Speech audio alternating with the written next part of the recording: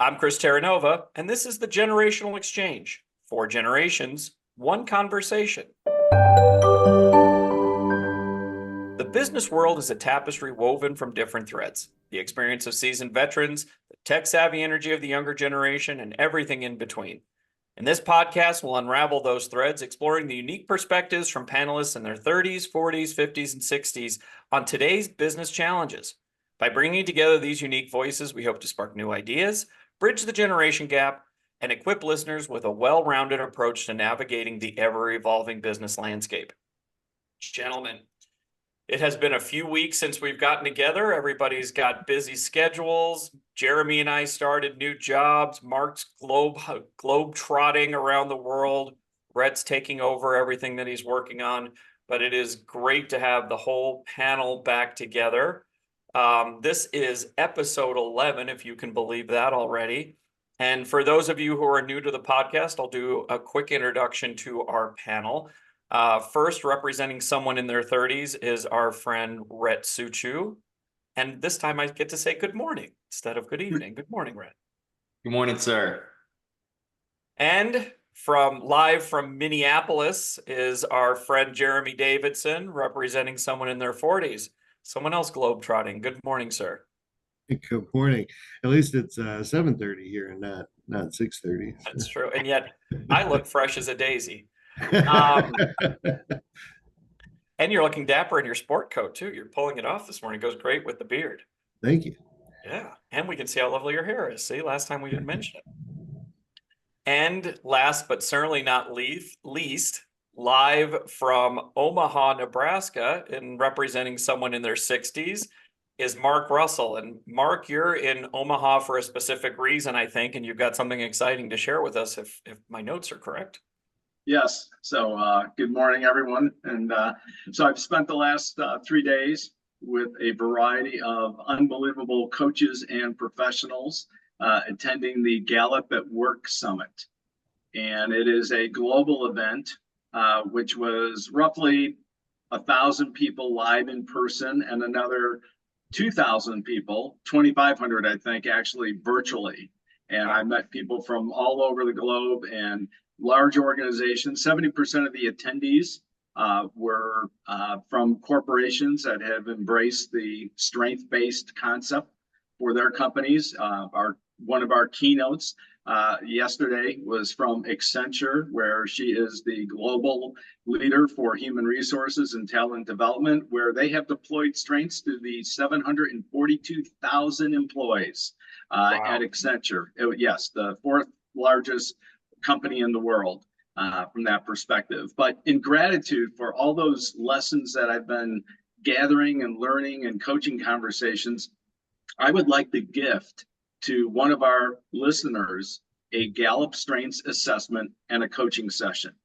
And so if people would submit your name to me, to my email address of mark@partnerwithbrg.com, I will draw a lucky winner on Monday, June 24th, and we will set up taking the assessment. Now, if I've already worked with you and you've already had the assessment, then we can also do a coaching session with any business topic, any management topic that you'd be most interested in.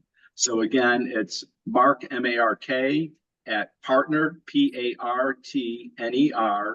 WITHBRG.com. And again, I'll draw that lucky listener on Monday, June 24th. Wow, that is awesome. That's a huge, for those of you who don't know, Mark has, this is not hyperbole, literally coached all of us. He coached my entire organization at my last company. I'm sure probably Jeremy and I at some point will pull him in to help us again.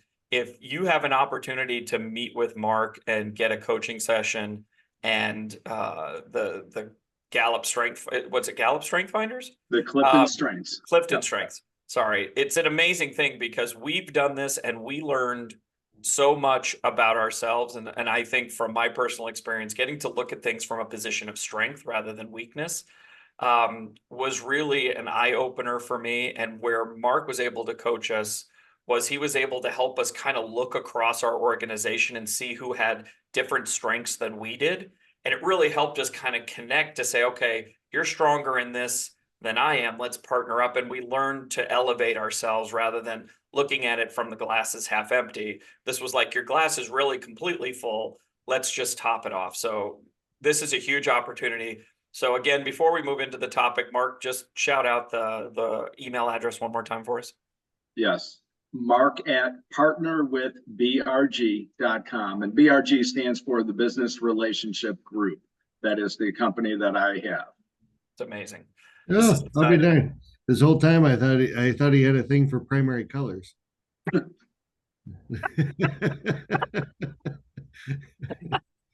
Business relationship group. All right, I have to remember. You work with somebody and you think you know them, right? I Right, mean, right. Are you happy or sad about it, Jeremy? That's the real question. he's not mad, he's just disappointed. That's right. That's right. He's no longer my blue, red, green guy. That's right. All right, so make sure you email Mark for that free assessment. It's an amazing opportunity. But with that, let's move into today's topic. And this is something that we decided to talk about because I think, especially for Jeremy and I right now, who have moved into new leadership roles, we wanted to talk about, for the first time, or maybe in a new organization, you've landed a leadership role and everyone's established except you. I mean, that's really exciting, but it also creates a little trepidation too, right? When you're stepping into a leadership role in a place that has established history or has working culture, how do you fit in and how do you get in there without being disruptive, but also making change? And that can honestly be a bit daunting. I mean, you want to help drive change. In my case, part of the reason I was hired was to help drive some of the change, but you also want to do it in a thoughtful way and not disrespect the past and how we got here, right? So today's episode is really about those of you who are moving into a leadership position or moving to a new company. And even if you're not in a leadership position, I think you can learn a lot about coming into an organization. And how do you do that with fidelity and make it an exciting transition without being a difficult one? So we're going to share 5 key actions, because that's what we do, about what to do in those first days-ish, 90 days-ish, and 3 things to watch out for. And hopefully by the end of the episode, you feel equipped to step into that role. Even if you're shifting teams, a lot of times culture can be established in very small groups. And how do you get into that and help be a part of it and also drive it forward? So that's our topic for today. And with that, let's start the exchange. All right. So we've got our topics. I think this is an exciting topic, Jeremy, especially for you and I. This is very relevant, right? As we're kind of, what are you, about 6 weeks into your position, I think? 5 weeks, right? And I'm in 3, right? So very new, very, very relevant for us. And Rhett, for you, you've had to transition a few times in the same company as your role evolves too. It's also very established, right? So this is very relevant for you. So you also have the perspective of being in an established company and having to, take over a different role or step in and help drive culture. Right. And Mark, you've done this almost your entire career. I mean, I'm sure we're all going to have lots to say about that. So I'm excited about this topic, clearly. But let's dive in. The first topic, or the first item, is really listening and learning. And that sounds really obvious. But I think a lot of times we all want to get in there and get going. But really, before you start implementing any changes, it's really important to actively listen to understand how the teams work together. What are the existing workflows and where do they see underlying challenges? I think it's really important to make sure that you're scheduling meetings with individuals. If you can get people together in a group to talk about, the pluses and minuses and really observe those team interactions, it will help you start to establish the culture of and the ways of working at the company. But with that, listening and learning, I'll open it up to the floor. I don't know who wants to start. Jeremy, you're nodding your head furiously. Why don't we jump in with you? Oh, I like this one. I think I mentioned in previous episodes the I like to overplay the newbie card. I'm new. Can you explain this to me? I think it's one of the coolest things about jumping into a new role or a new company. All the different people you get to meet and um, all the different things that you get to learn. Now, I'll share a lesson learned around this one. When I stepped in, I think my first week, I was setting up kind of my own onboarding schedule. And I went from 0 meetings, right? You walk in Monday morning, and you're like, oh my gosh, I got a clear calendar. This is incredible. Um, I'm going to start scheduling meetings. I want to meet with this person. And pretty soon, I think I ended up with at least 40 hours worth of meetings that first week. Didn't leave myself any breathing room. I was jumping from 30-minute meetings, 60-minute meetings. Um, and it was great. I met so many people, certainly got to meet my team individually as a group. I get to meet, folks in product, folks in sales, and really start to understand what their roles and responsibilities were.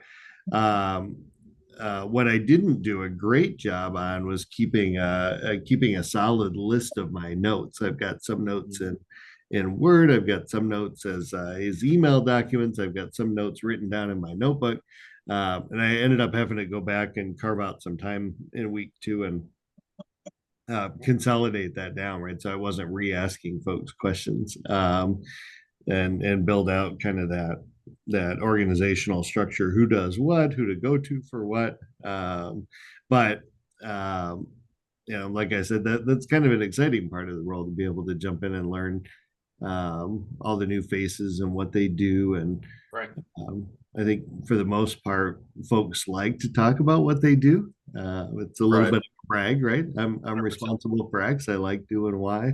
So that would be my suggestion to folks. I like that mantra. Jump in, being ready to listen and show that you're actively listening. Right? It doesn't do any good to meet with somebody and not retain what you're picking up from them and being able to use it in the future. Yeah, I think it's an interesting tidbit about how you collect your notes, because you can learn a lot, but you have to be organized, because you are drinking from the fire hose, and connecting those dots, as you're getting different perspectives, can be a bit of a challenge. So I think that's a nice little sidebar too, is your note collection. Right. Yeah, flipping through the. Oh, right. I bought a new notebook and it's this thick. And so I'm with you on that. Mark, what are your thoughts on that? I agree with Jeremy. I think, the one element that I also learned, and learned it through the skinning of the knees and breaking of the fingers, was basically get those early meet and greets, and then start to understand the various cogs of the wheel, right? Understand how everything is put together, and then you can do that next level deep dive. It's real hard, because if you jump in too quickly, those are the elements. And it's the great David Novak, from How Leaders Lead, will say you've got to take people with you, right? So you may have some ideas coming in. You were probably interviewed saying, "Hey, here's a scenario. What is it you would change, or this is what the change we're looking for?" And I think Jeremy had a great example. Even when he landed this current position for him, they wanted him to write out a plan, because, hey, I don't know everything yet. I need to really dive in and understand first before I execute something. And my last comment is probably use the velvet hammer instead of the sledgehammer, especially those first 30, 60, 90 days. But again, once you can start to put the pieces together, then you can get into that next level deep dive 2, 4, 6 weeks later, and then figure out what we want to start working towards. No, I think that's right. Red, any thoughts on that one? Yeah, Jeremy, when you were mentioning that, one of the first thoughts that came to mind for, if I was asked on the spot how I would do it, I think one of my initial thoughts is, if I already had an org structure given to me, I'd almost take that, like download it, be able to create notes under each person type of thing. So I can actually like see them in the org chart and be like, okay, this person runs this department. This is what they're prioritizing or care about. this person works under this person, you know, they'll be interacting with X person on my team. Okay, these people match up. Just thought about it as I was doing it. I had a follow-up question for you. I mean, it sounds like you took the initiative a lot, scheduling the meetings, right? How much of that do you feel is like you are initiating it versus people initiating with you as you're coming into the role? And does that matter to you as much? I was lucky. I stepped into a role at a relatively small company, right? I think Mm, we're maybe 30 folks strong now. So the org chart was pretty manageable. yeah, They did an all hands meeting the Friday before I came and said, "Hey, we got to remember to welcome Jeremy on Monday." Um, so it wasn't a hugely right. cumbersome task, but at the same time, as much as I was jumping in and wanting to pick people's brains and tell me about your experiences and what's working and what's not working and what kind of food do you like and uh, they've got their normal daily business operation stuff going on, Sure. right? There's a handful of fires going on. There's some escalations going on. There's fundraising going. There's a million things going on, and then there's the new person going, "Hey, can you give me a couple minutes of time?" Right. So I did find that I had to track some folks down, but everybody was super friendly and Of wanting course. to share, right? So it's a good call out, right? Because I think if you sit around and wait for folks to reach out to you as the newbie, um, best case scenario, their schedule gets in the way and they don't get around to it. Worst case scenario, they don't want to know you yet, right? Yeah. There could be politics there. So I would take ownership over that piece. Yeah. Yeah, I think it is finding that balance, right? Where you've got to get in, especially if you're taking on a team. For me, I'm actually taking over some responsibilities from the CEO. So it's also getting time with her, and I have to listen and learn a lot about what she's doing so that I can even understand what my role is. And then, it's interesting, kind of some of my colleagues are as new as I am. So like I think the head of sales has been here like 90 days. The chief product officer has been here like one. We joke when we're on calls together. He always says he's 1 week older than I am. So it kind of builds a fun rapport too. But that's one of those things too, where it's like, okay, what's nice about that in a way is it's also like, what's your perspective? What are you hearing? And then for the people, there's also people that have been here the entire length of the company, 15, 20, 25 years, getting their perspective. My questions are slightly different is what has changed? What do you see that's good? And then the other thing that I've added to my, especially the one-on-ones with the folks that are going to be reporting into my org, is I've asked them for a stop, start, and continue. And a lesson for me is not everybody knew what that meant. They're like, what does that mean? Right? To me, that was really, I don't know. I guess we've always used it, but I thought it was an interesting opportunity for me to pause and think about my vernacular, right? And so I had to go in and kind of say, I want you to tell me something you'd like to see start, something you'd like to see stop, and something you'd like to see continue. As soon as I said that, they were like, oh, yeah, okay. But I think because of my role, they were thinking it was a meatier question than it was. So I also have to think about my position. I'm not looking to give you a gotcha, right? So they don't know me. They have no trust in me. They don't know who I am. So it was an interesting pause and reflect moment for me to think about the questions I'm asking as part of a getting to know you session. Brett, do you want to send his new company the Chris Isms book that you created a few years ago? I think we're going to give it a couple more weeks, Mark, but then absolutely. And Okay. Yeah. I Pay think it forward. exactly. I think should be a dedicated session to that for sure. Right? Yeah. I've already trotted out the 1,000-piece puzzle without the lid.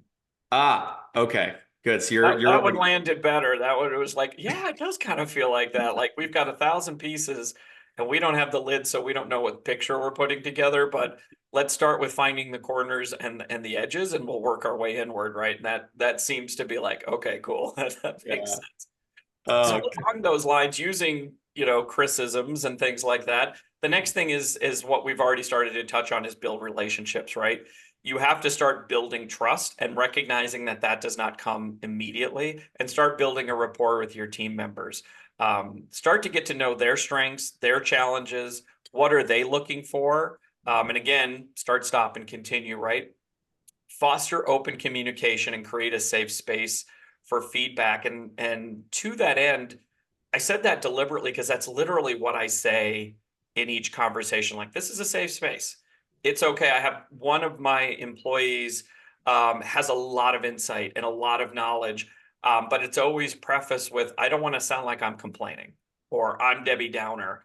I'm like, you're not. You're telling me your feedback, and you have, to me, I take it as I'm grateful that you're willing to tell me the truth and kind of open up the kimono a little wider. I don't take it as complaining. It's giving me a full perspective. Like, if I could wave a magic wand, if you could help us with this, that's not complaining. I don't know where the bodies are buried. I'm a blank slate. So I don't want you to feel like you're complaining to me. And her shoulders went down. And, even just in the few weeks that we've been there, the rapport has changed already. I also built a team meeting with just my leadership team, because they've all worked together, but they haven't really had the opportunity to really be together as a group because the company is growing so quickly. And I see that we had a 45-minute team meeting yesterday that was 2 hours, and it wasn't people complaining. It was us talking through, like, we got on a really meaty topic, and I'm like, let's go. Let's keep unpacking that. Let's talk about that. And the last thing I'll say is that, to Jeremy's point, I introduced a tool called Trello. And for those of you who don't know what Trello is, it's basically like a cardboard, where not cardboard, but a board with cards, where you can make lists and you can move the cards around and add a lot of features. Not trying to sell it, it's free. But what we did was, when we were on our meaty subject, I threw a list on there and we started adding the topics, so we didn't lose them. They didn't get lost in the ether, or we didn't start tribal storytelling and then we went on to another topic. And that gave everybody an opportunity to put what they were thinking about. And to them, it meant, I hope, that I was taking that seriously and trying to get my arms around where we're going with it. So I will throw it out to the team there with after my anecdote. Anybody shocked that he put Trello in place? No, no. I do like my tools. Yeah. I found I found myself making more of a conscious effort to not tear down potential relationships. In my quest for number one, the always learning piece. I like to ask a whole lot of questions, and I found a couple of days into the position, I had to start caveating that asking people to not read into my questions. Like, I'm not expecting that we have this, but do we have this? It's not a gotcha. This is, you gotta. So I started kind of couching my conversations. I'm not passing judgment. I understand where the company is, where we are in terms of growth and scale, but at the same time, I don't want to go down a rabbit hole of recreating the wheel. Right. No, I'm not passing judgment when I say, hey, do we have a customer journey map, or do we have a templated communication, like a welcome letter, or do we have a dashboard, or are we collecting data for these KPIs? I think what I found, and the team's been wonderful, but what I found when I asked certain questions is sometimes I would kind of get a look at, yeah, I know we need that. And I'm like, no, I'm not pushing. My assumption is good faith at this point, right? Everybody's been operating in good faith. They're doing what they can. They're swamped. They're under resourced. That's the reason we're hiring. That's the reason I'm here. So I'm not I'm not asking as a gotcha. Yeah. So I thought I'd throw that out there under the relationship area. It's probably part of the always learning, but it may be important to couch that so you don't immediately put people on the defensive as you're trying to learn about what their jobs are, and really look for opportunities to make an impact. Because frankly, those areas where they say, now we haven't gotten to that yet, or we don't have that yet, or we really need that, but we don't. Those are areas that you can interject yourself and make a difference in the short run. But Right. how to tease those out without getting Yeah. The Because you have defensive to remember they posture. don't know you. Right. They don't know you. Yeah. Yeah. Go ahead, Jeremy. Which is Or Mark. kind of the two-edged sword, right? So the one element that I remember is learning again, always learning, Jeremy, right? That's my gal number 5 learner. But don't listen to other people's assumption about others on your team or within the organization. So for example, I was once told by a COO, well, that person really never takes initiative. Well, upon further review, as we like to say, that person felt like they were extremely micromanaged. And when they did make recommendations, it was never reacted to, responded to, kind of went into the, Ethernet, and that was it. So that's why they felt like, hey, as long as I'm making a recommendation or a suggestion and no one's giving me any feedback, why bother? So there's, the different lens. So what I learned there was, okay, even though someone may say it, I could use that as a more curiosity element to say, and just kind of ease into that, because then you learn the other side of the story, as the great Paul Harvey would say. For those of my generation that would be driving and always listen to his noon program. But again, those are just some lessons learned along the way. So never make the assumptions based on someone else's perception. Get to know that person, and then from there, you can start your coaching journey with them.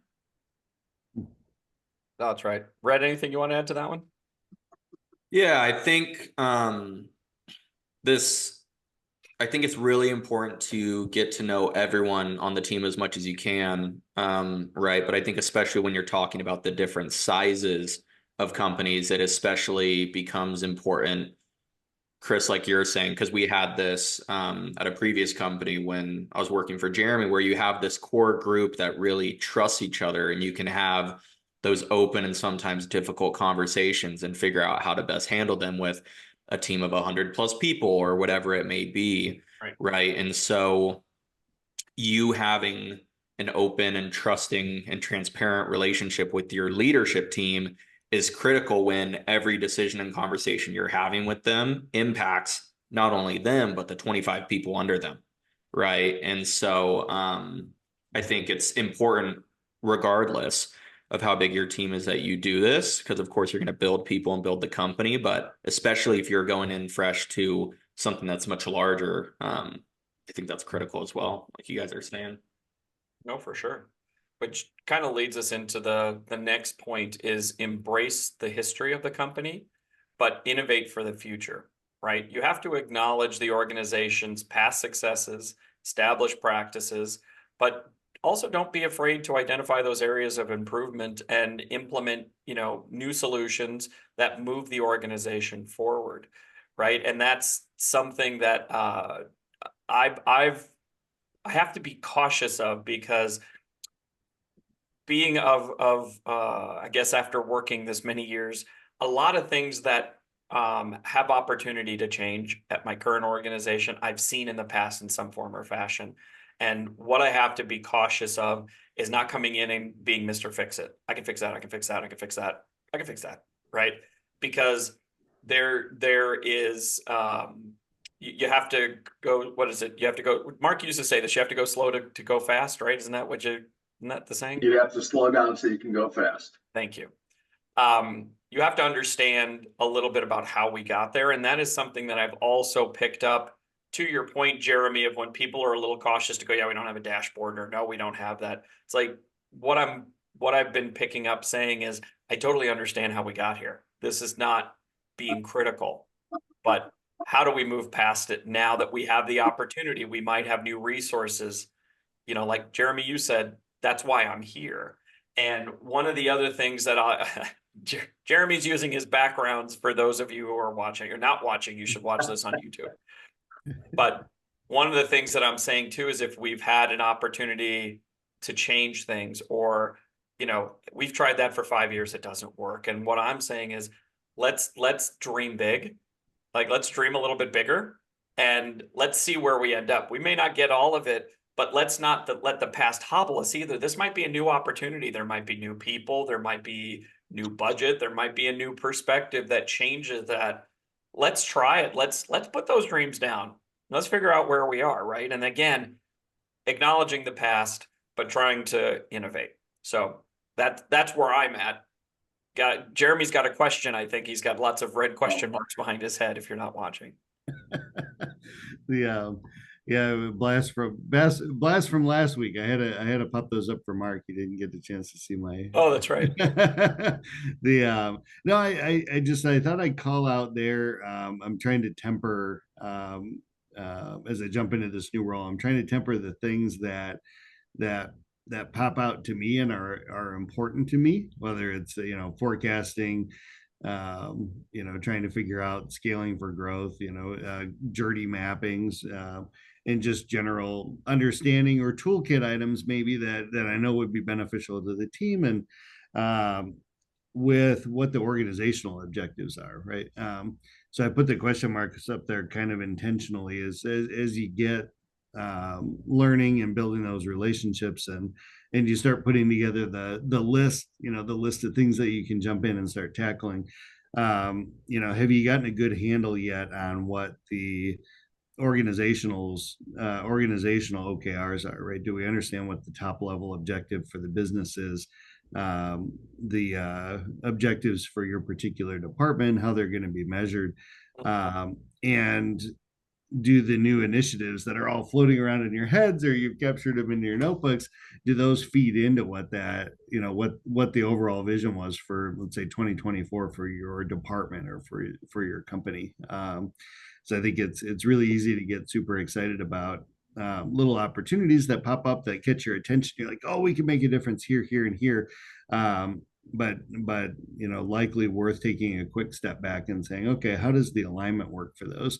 Are we in alignment with the overall objective for what we're trying to do this year? Because chances are, depending on when you stepped in, that's a drum that the company's been hitting with your teams, with your colleagues, and nobody wants to be the one to raise their hand and say, yeah, no, that's a great idea, Jeremy, but it's really not, it's not pertaining to the 5 or 10 initiatives that are really important to us this year. So that's a good point. I'm going to tip in really quick on that too, using my ever-present Trello board, right? As I see things that we can change, I've got a to-do later and ideas list, and I'm putting those things there because in the moment I'm like, ooh, and then we move on to something else. But if I can circle back when it becomes more relevant, or I have a broader picture, I can either move it off the list, adjust it, or go, hey, by the way, when we were looking at that 2 months ago, I was thinking about this. I'm now more established. What do you think of that? So that's kind of how I also organize those thoughts without blurting them out all the time, right? Which is something I've had to work on. Yeah. Mark? So yesterday in one of our, we were in a session around managers and directors and elements like that. And one of the breakout questions was, when teams are making suggestions or you're making suggestions, first off, find out, has that been thought of before? And the other element is that if it hasn't, or if it has and rejected, are there incremental steps you can do? I was, chatting with a director of information technology. She has around 150 people in her organization. And that's one of the elements. It's always like, even if her senior vice president says, no, we can't do this yet, then they look to say, well, can we break this up into 2 or 3 incremental steps and get little small changes instead of the big bang? The other point I was going to make real quickly is, the NBA basketball coach, Steve Kerr from the Golden State Warriors, when he was named coach of the Warriors, they had not been in the playoffs for like 8 years. And the year that they made the playoffs, in the first time for a long time, they fired the coach that year and they gave it to Steve Kerr to come in. And so he said he was extremely conscious to make sure that they knew, all the players knew, hey, you guys did a phenomenal job last year. This is still Mark Jackson's team. I just happen to be in the position now that I had to replace him. I had no control over that, but I'm excited to work with you. And he said he purposely took 3 or 4 months before then he started to put his own fingerprints on the team. And again, make some of those little incremental changes, instead of coming in like, hey, I'm the new sheriff in town. Now we're going to do everything my way because the old way was terrible. So he really, to your point, Chris, embraced the past, gave credit where credit, as he said, was truly due. Yeah. And then waited until he could make some incremental changes, because then over the next year, year and a half, then it became his team. It's a great analogy. Red, any thoughts before we move forward? Yeah, no, I think I just echo what you guys have been saying and focus in maybe a bit on the going back to the previous bullet a bit, not hurting the relationships that you're creating, right? And that when you look at the things that are currently in place, there might be things that someone spent 40 hours on building. And yes, it's not the best tool, but given the budget that they had, they were like, hey, I had a Google spreadsheet and I was asked to track products being delivered to 200,000 customers. I didn't have lucid charts. I didn't have this type. So like, just be careful about how you're sounding and maybe not, calling someone's baby ugly. I know that there were definitely times that Jeremy put me on a project and I would sink 40, 80 hours into it or something. And then it'd be like, oh, this is how I might have done this. And I was like, I thought about that. I did. But It's a good point. Yeah, I think the through line through all of this is having awareness, right? Right. It is not being myopic and going, okay, I've got my superhero cape on. I'm coming in to save the world, right? It can be more evolutionary than revolutionary. But one thing I'm going to say before we move on, in some situations it requires some revolutionary changes, and don't be afraid of those too, if Sure. you're given the room to do that. Like in a couple of the projects that I'm being tasked with, it's like, we need you to help us here. We know we have gaps. Get in there and make it better. And so also asking those questions like, do we need to review? Because I don't want to call your baby ugly, but it's kind of an ugly baby. But do we want to do that, or am I free to go, or do we need to do this over time, right? And being transparent is really important. So I think that's a great call out. All right, the next one is empowering your team. And I think we've talked kind of, again, another through line through this whole thing is make sure that you're delegating effectively. Make sure that you're figuring out what those opportunities for growth and development are. Encourage your team to take ownership. Again, don't come in with your superhero cape and go, I got this. Stand back, ladies and gentlemen. I'm here to save the day. Start celebrating the successes where you can see them, and start supporting that learning journey where people have Jeremy keeps changing his background. Help them start to build a learning journey so that they can also grow as well and find those new opportunities. It's a Guys, I know light we've talked a lot about that, but I think there's more to say there. Go ahead, Jeremy. It's a light bulb moment.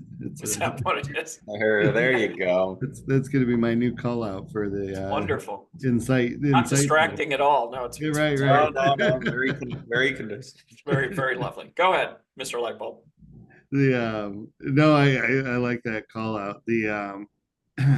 I've not experienced this. I wonder if you guys have ever experienced walking into a team that that maybe hadn't felt so empowered in the past, where maybe micromanagement was an issue. Maybe that's why you're new in the role, because they alleviated themselves of that problem. Yeah,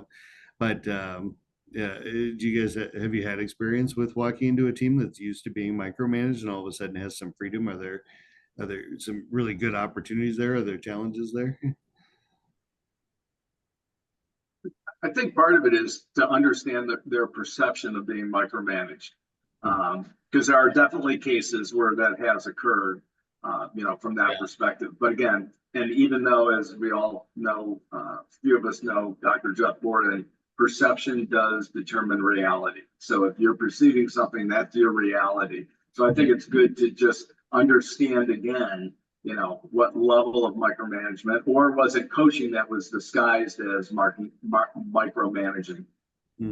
Yeah, I think this is going to feed into our next point, but to that question, Jeremy, I think it's very important that you set clear expectations with them on what you're expecting and what level of effort you want there and how far you want them to take it.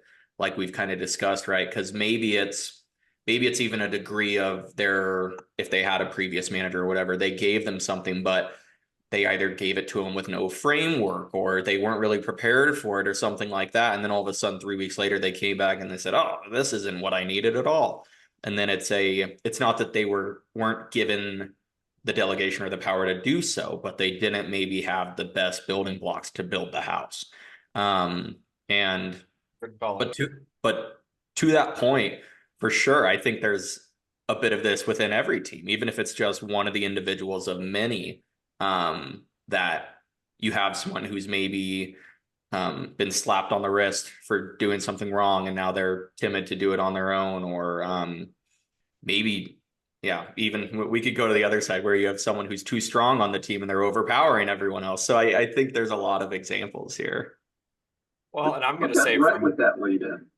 yeah, right. And before we actually move on to the next one, I'm going to say I almost have the opposite problem where I'm being empowered.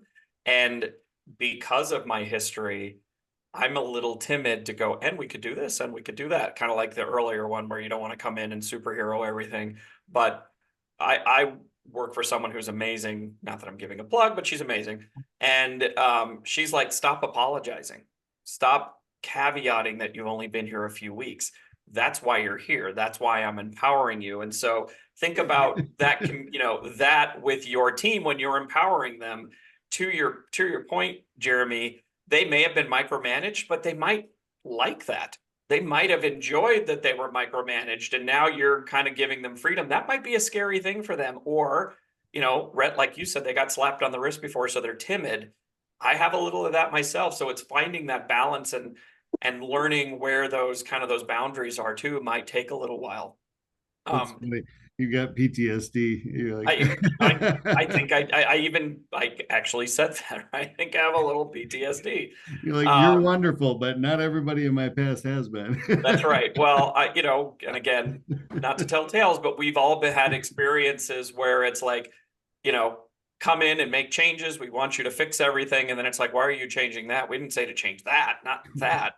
And you're like, oh, okay. And, not knowing where the landmines are make you cautious to put your foot down sometimes. Sure. But leading into our last thing to think about, again, some of these things seem very obvious, but I think they're important to flesh out, is communicating clearly and consistently. And again, another through line through what we've talked about is make sure you're communicating your vision, your goals, your expectations. Try to be transparent about why you're making decisions, why you see something as a challenge, or why you see something as an opportunity, and continue to get that feedback from your team, right? And again, I've got a very communicative manager, fortunately, who is asking me questions, setting the guidelines, helping me feel safe and protected, and it's okay, right? You're not being a bad boy if you put something out there. And there have been a couple of times where I'm like, well, what about this? And she's like, not yet. I've had to also turn off that negative voice in my head that goes, bad boy, don't bring up anything else, right? No, just setting the boundaries. And if you can think about that from both sides, as the employee and the employer, and if you've got a new manager coming in, think about their perspective too. Ask questions. Most times your manager wants you to ask it if they're not clearly articulating what they're trying to do, either because they're new or you're not speaking the same language yet. It's okay to ask clarifying questions. So communicating clearly works on both sides. Rhett, I'm going to start with you on this one. Yeah. I'll feed back to, the point that I made as far as, this is kind of one of the starting grounds. And it's something that I go ahead and bring the word transparency into this, because it's something that Mark has really pressed in the past as well in his training sessions, shouting out those as well, is that I find transparency is really key and important in being able to set these boundaries and operate efficiently. Because you just have so many different moving parts and branches and people that you want to be as transparent as possible with each other so that you can get the results that you're looking for without the inconvenient speed bumps of inconsistent expectations of each other. So I'm going to go ahead and throw transparency in here as well, and just echo how important that is with communicating with your teams. 100%. Yeah. I think being transparent helps with all the other things that we're talking about. Mark, what are your thoughts on that one? So the one thing I would add, and thanks, Red, for the shout out, is seldom is your first idea the best idea. So on one hand, allow your team, your trusted advisors, your colleagues that you're working with to add to that recipe. Because then all of a sudden you're taking, again, other people with you. They understand the scope of what needs to be accomplished and done. They'll add their flavors, and then they have that buy-in. And then all of a sudden that's building your culture of accountability, right? It's enhancing the culture of accountability because, hey, I participated in this, therefore I get, I'm bought in that this is how we're going to move forward. So again, I think it's just the fact that, you all come in with a lot of great ideas. I have a lot of great ideas, but seldom is that first idea the best one. So those are my thoughts around it. Jeremy? Yeah, I just toss out, don't be shy about setting expectations around this area. How do you want to be communicated with? And ask the people that report up to you or the people you report to, how do you want to be communicated with? I tend to be a bit of a narrative guy. I actually like narratives. Want to understand the whole picture. But at the same time, then I had to learn how to be concise, right? And we'll give the big thumbs up and kudos. Rhett's laughing because we had the same conversation with Chris about the bullet points, and actually had our CEO yesterday put some comms advice in a Slack channel. Said, hey, when I need an update on something, this is the way I would like to see it laid out, because I think what she had gotten back was, can I have an update on this? And somebody had linked a Slack channel with 100 threads underneath it. Oh, dear. And for some folks, that's great. I can drill down and I can see exactly what got worked on when by who. And for other folks, right, especially executive senior leadership, they don't have a half hour to go through that thread, right? Give me the facts. So I would just toss that out there. Don't be shy letting your folks know, hey, if there's an emergency, call or text me. If you want a half hour response, Slack me. If you want a response that day, send me an email. I'd like just the facts, or I want the whole narrative, or I think if you can be prescriptive over some of that stuff, or ask how other folks want to receive that stuff, you'll save yourself some angst and some headaches and some lessons learned later on down the line. Yeah. I'd say one quick thing there that you can actually put into your current workplace, right, is if you should have a regular one-on-one with your manager or employees. So if you don't, work on that first. But definitely that's one of the things that I've gotten from all three of you is, I don't want to hear something second type of thing, right? Well, when I first heard that from Jeremy, I'd give him the whole shebang in a big narrative, and he's like, I want to know about it, but I also trust that you're taking care of it. So then it became, hey, here's the bullets, here's the escalation, I'm taking care of it. I'll put it on our bullets for us to discuss on our one-on-one further this week, right? Unless it's a fire that I need your help putting out. So just a quick tidbit there. Yeah, and the other thing you can do there when you have a lot of information, just because I feel like you guys keep calling out my bullets, is it's okay the purpose behind that when you talk about communicating clearly is, everybody's busy. And if 3 paragraphs down is what the action or the requirement, I'm never getting there, right? So right up front, give me a summary, give me the action, and then give me next steps. And then you can always put a dotted line and then put a link to Slack so that if I can't sleep or I'm up early, I can grab that Slack channel and dig down. But I understand the salient point of what I'm looking for, right? So again, that's also establishing those ways of working about how you expect to be communicated with. But let's move forward now to a few things not to do, right? And we've talked about these, but maybe just from the opposite side is start making sudden changes without understanding the why, right? It's really easy to go in and try to take things apart and go, we can do this better, but try to resist that urge, at least initially, to take things apart without getting a clear understanding what it's used for, what the impact would be. It doesn't mean you can't make changes.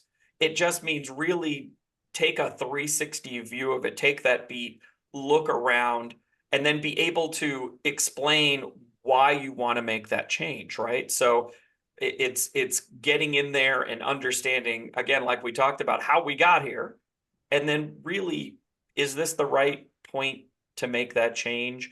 And then helping people understand why it's necessary to change or why you'd like to change it. Guys, what do you think?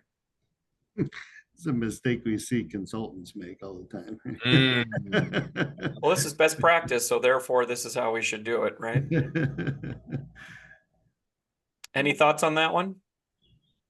No, everybody's good. I wonder if it's role specific. Have you ever taken on a role?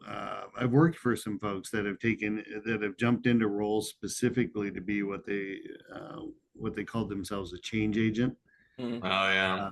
where they were hired to be the disruptor. For very specific reasons. And oftentimes that's a really unique personality set because it's not a well-liked role. Mhm. It's usually a short-term role, 1, 2, 3 years. And then once I've made the required changes, the reason I hired in, I'm out because nobody's going to want to work for me after that point. Right. But I wonder. I would agree with these do nots, right? Because you're negating your positives from above, right? If you're jumping in, make sudden changes without understanding the why, you haven't listened, right? You haven't learned. You're not being sensitive to the history and the work that's gone into certain things. And so, Right. generally speaking, I would say yes, unless you were brought on board specifically to disrupt maybe a dysfunctional team or Mhm. massively changing priorities at a company. Right. Which moves into the next one, which is, don't disrespect the past and dismiss existing expertise, right? Recognize that your team has value, they have accumulated knowledge, lean into that. Again, learn how we got here or why we got here. It may be something that's changeable, but there may be a very deliberate reason, or it could be cost constraints or whatever it is, but build upon that foundation rather than just tearing everything asunder. What can we repurpose and bring everybody along with us? Mark, what are your thoughts on that one? Oh, Hear Mark, you, you're Mark. muted. Yes, 1,000% agreed on that one. Just being burned once in a 23-minute conversation, all of a sudden, my SVP knew everything that was wrong with, my department. And it's like, really, we're going down that path. But I think, the better lesson learned is understand who the team respects the most, and then make sure you're bringing them in to really get that next level of buy-in, right? To really make sure you're understanding from their perspective, because they have the history, right?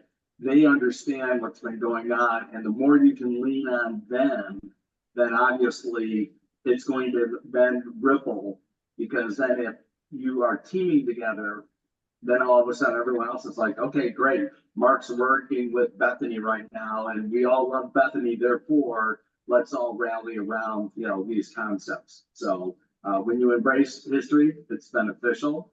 And again, I fully am in alignment with this one. Yeah, and we've talked about the last one as well, but I think it's important to call out is micromanage or isolate, right? You're coming in new, trust your team to perform their roles, right? Make sure you're providing that clear direction and guidance, but don't step in and start watching every single thing that they're doing.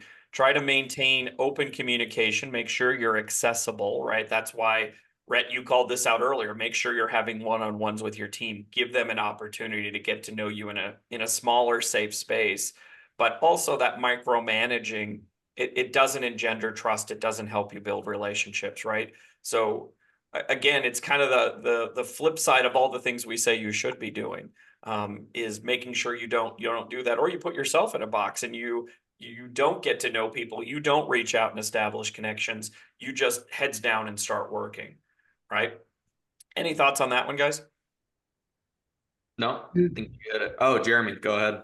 Oh, I was going to say it reminds you to keep the superhero cape off, right? Especially initially. I had to go. We went through an exercise the other day. We had some escalations going on, and we needed to remind the team that, especially in a remote work environment, it's a positive thing to raise your hand and say, "Hey, I need some help." And that may be worth a quick reminder to folks out there as they're jumping into new roles and new leadership roles, even that I don't think anybody's expecting you to have all the answers, and you should raise your hand when and if you need help, and hopefully you're working in a culture where that's acceptable and appropriate and maybe even celebrated, right? Because we don't want people out there working from home in a vacuum, spinning their wheels when there's resources out there that can combine to make things happen quicker. You don't know what you don't know. Yeah. And to Chris's first point, earlier points around, understanding your strengths and the strengths of your team, then all of a sudden you're creating that powerful pair, right? Hey, you've got something that you're going to bring that's going to help us throughout this entire process. So those are great call out, Jeremy. Well, as always, this has been a great conversation. Actually, I feel like every time we talk, I learn something. I'm taking all these tidbits and taking them back to my role. So I hope those of you listening also learned something from this. And if you have any thoughts or anything about what we've missed or any additional ideas, put them in the comments. We're on LinkedIn, we're on YouTube, we're on Instagram, we're on Apple Podcasts. Make sure to give us some feedback if there's anything missing. And you really got to watch the video this week. Jeremy's got hearts going. It's wonderful. And before we wrap up, I want to remind everybody that Mark is generously giving. That was easy to say. A Clifton Strengths Assessment and a coaching session for free to someone who is listening to the podcast. So if you're interested in that, make sure to email Mark at partnerwithbrg.com. We'll put that in the notes as well so you can find it. But I really want to make sure you guys get to take advantage of that, because what we talk about, that's what Mark does in your coaching sessions, is getting that one-on-one opportunity. This is a great chance to learn more about yourself, learn more about what Mark does, and really get something that you can take into your role and use it tactfully. Strategically. Thank you. I'm having a hard time. It's early. It's early here with the recording, but that is our show. As always, thank you for joining us on this episode of the Generational Exchange. We hope that this conversation between our generations sparked some new ideas and helped you see the business world from fresh perspectives. Please don't forget to subscribe for more insightful discussions across the generations. We have 11 episodes, lots to go back and listen to. If you have a burning question or a comment or an idea you want us to talk about, shoot us an email at cmsrconsulting@gmail.com or put a comment anywhere that we're posting the podcast. But until our next episode, from all of us here at the Generational Exchange, thanks for listening and happy learning.